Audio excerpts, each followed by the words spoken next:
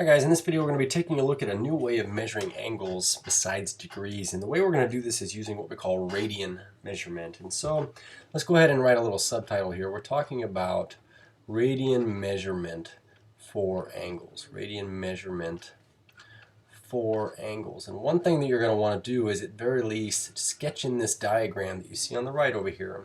And so let's go ahead and take a look at what it is that we see, but ultimately know that what we're trying to do is describe an angle here. So the first thing I want you to notice is that our angle that we're drawing here is this angle theta, and it has an initial side that starts on the positive x-axis, and it has a terminal side that ends in some position right here.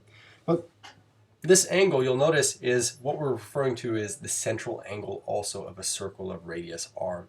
So if we were to imagine also a circle that lies around this entire thing of radius r, which would be this distance from here to the outside of the circle, then we would really create what we refer to as a circular sector. Okay. And this circular sector is actually really helpful when it comes to defining how big our angle is here. So some key things to kind of point out before we get into this definition of what a radian is are these things. Our central angle theta, theta is our central angle.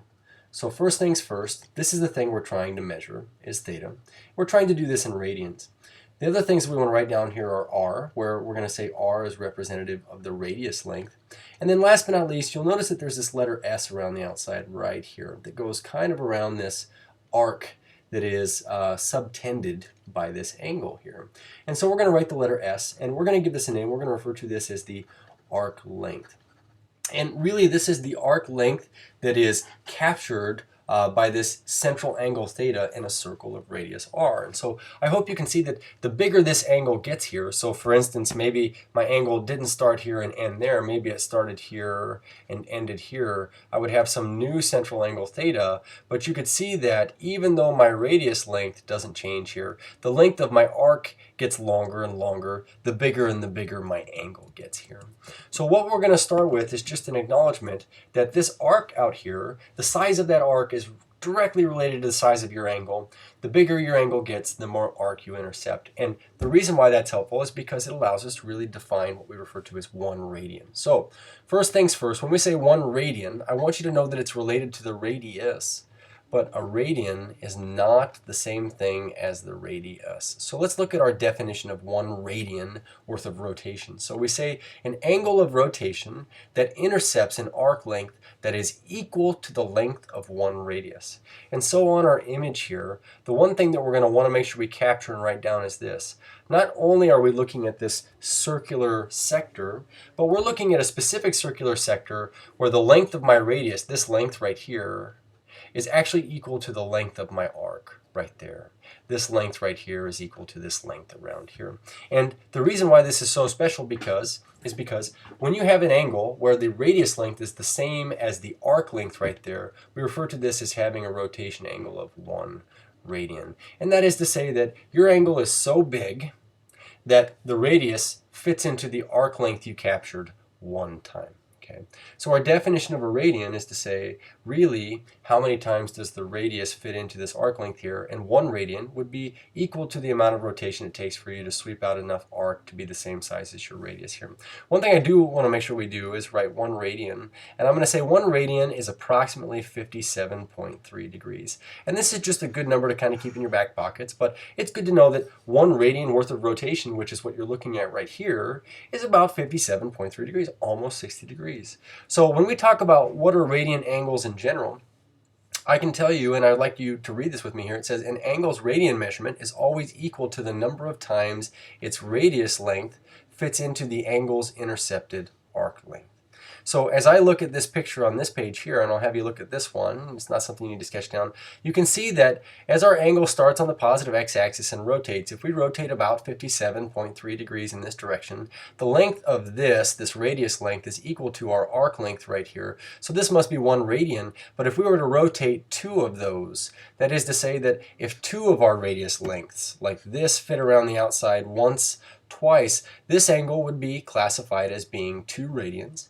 And likewise, if we wanted to go 3 radians, we would say that we would have to rotate far enough so that our radius length here fits around the intercepted arc length 3 times. And so this angle right here would be considered to be 3 radians simply because the radius length fits around that intercepted arc length 3 times.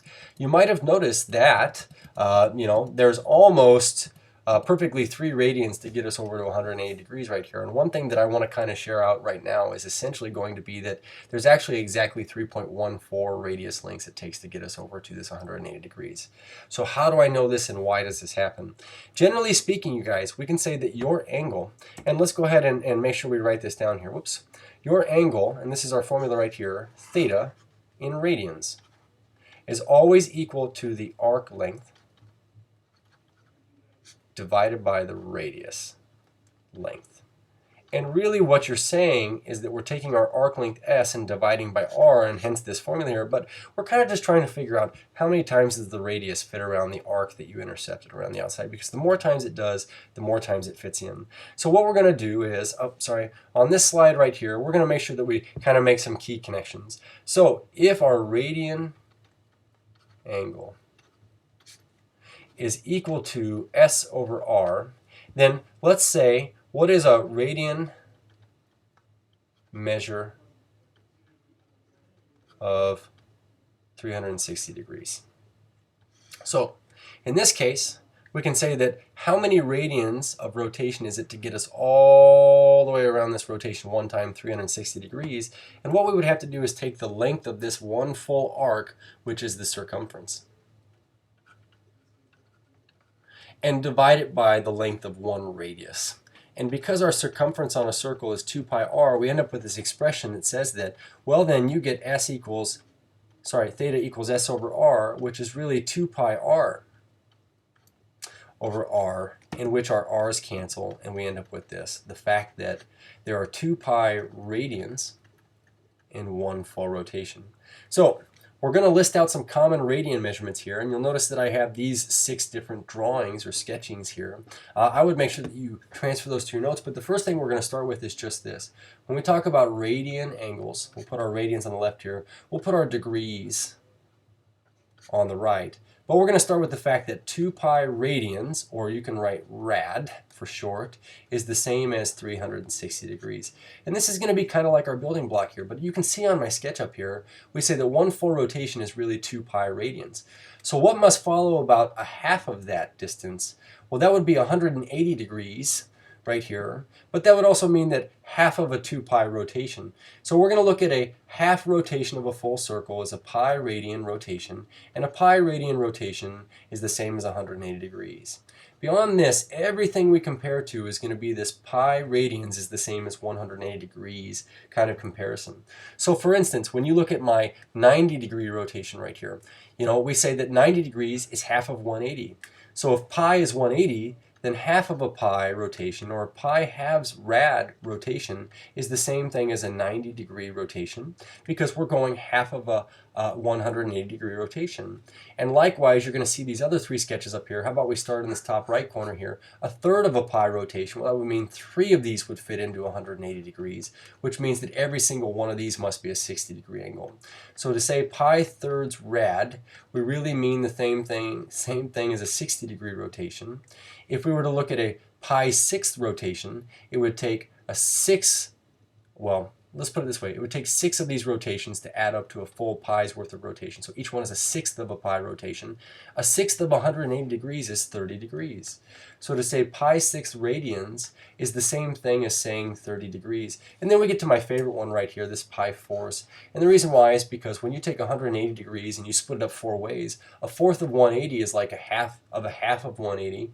So half of 180 is 90, well, half of 90 is 45. So it takes 4 45 degree rotations to rotate all the way over to your pi, or your 180 degrees. So we're going to make sure that we write that here as well, these common radian measurements. So we say pi force rad is the same thing as 45 degrees.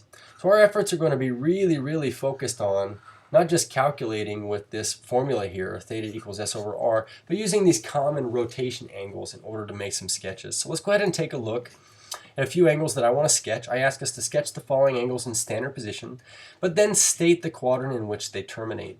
Lastly, find a coterminal angle to the given angle. So starting with this first angle here, we say our radian measurement is 3 pi fourths. I kind of want to start with this idea that 3 pi fourths is the same thing as 3 pi fourth rotations. So when you're looking at your radian angle measurements, this is kind of telling you how many of these things you actually have. So we have 3 of these pi fourth rotations. And again, the other thing we want to do is always make this connection that pi radians is the same as 180 degrees. So when we say a fourth of a pi rotation, we really mean a fourth of 180, meaning that really what we're doing is we're committing to making 45-degree rotations. So with respect to our sketch, let's do this here. It's always a good idea to put pi on here, maybe 2 pi. But what I'd like to do is sketch in a 3 pi fourths rotation. So with respect to pi here, we could say that if we're rotating fourths of pi, it would take me 4 of them to get all the way over to pi, and each of these is about 45 degrees in measurement. So when we say 3 pi fourths, this would be a 1 pi fourth rotation, 2 fourths of pi rotation, and 3 fourths of pi rotation. This would mean that our 3 fourths of pi rotation angle lies right here. So this is our theta equals 3 pi fourths. We notice that this one in this particular case terminates in quadrant 2, and we're also supposed to find a coterminal angle to the given angle. Well, what do we remember about coterminal angles? They terminate in the same spot, but we also know that they differ from any given angle by increments of 360 degrees. And so again, making this connection, 2 pi radians is the same as 360 degrees, if I can write this here.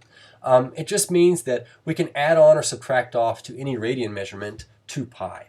So for instance here, if my initial angle is 3 pi fourths, I can just add on 2 pi in order to get a coterminal angle. And it's going to be important that we put our 2 pi over 1 and get a common denominator here. So in this case, we'll have to multiply the top and the bottom by 4. But we would get 3 pi fourths plus 8 pi fourths. This would be the same thing as 11 pi fourths.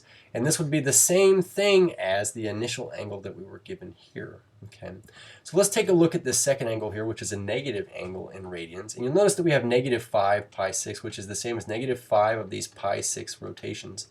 So to say pi 6, if we're looking at this as a negative rotation, we're going around clockwise here, it would take me 6 of these to rotate all the way over to pi. We could also imagine this being split up into 6 equal size rotations here. Each one of these, if we want to be critical about it, is 30 degrees in degrees of rotation here. So if it takes 6 pi 6 to get over to pi, we're going to rotate 5 of these. We've got 1 pi 6, 2 pi 6, 3 pi 6, 4 pi 6, 5 pi 6. That means that we would terminate right here. And here would be our angle in standard position. So let's label this. This would be negative 5 pi 6. And in terms of a coterminal angle, negative 5 pi 6, you guys, we could just tack on 2 pi to find a coterminal angle, just add on a full rotation. And again, with a common denominator here, we'd have to multiply the top and the bottom by 6. We get negative 5 pi 6 plus 12 pi 6. And this would come out to be, it looks like a 7 pi 6, which would land in the same place. Noticing that it would take 6 pi 6 to get over here, plus another pi 6, that would be 7 pi 6. Okay. Let's take a look at this last example. I really like this one because it's talking about pi halves. And again, you know, pi being the same as 180 here, pi halves is the same as 90-degree rotations. We're going to be making 90-degree rotations. In this case, we have to make 7 of these pi half rotations. So going in a clockwise direction, knowing that this is, counterclockwise direction, this is pi here, and this is 2 pi, we could look at this as half pi's are these half rotations here. Okay, so full pi rotation, we're going to go half a pi rotation each way. And so it looks like we get 1 half pi, 2 halves pi, 3 half pi, 4 half pi rotations. So full rotation is 4 pi half rotations. 5 pi halves, 6 pi halves, 7 pi halves. This would mean that our 7 pi halves rotation is right here. And just for fun, to find a coterminal angle here, why don't we take 7 pi halves, and in this case, what we'll do is we'll subtract off 2 pi, or 2 pi wholes. And in this case, we also have to find a common denominator, which is going to be 2. So we get 7 pi halves minus 4 pi halves.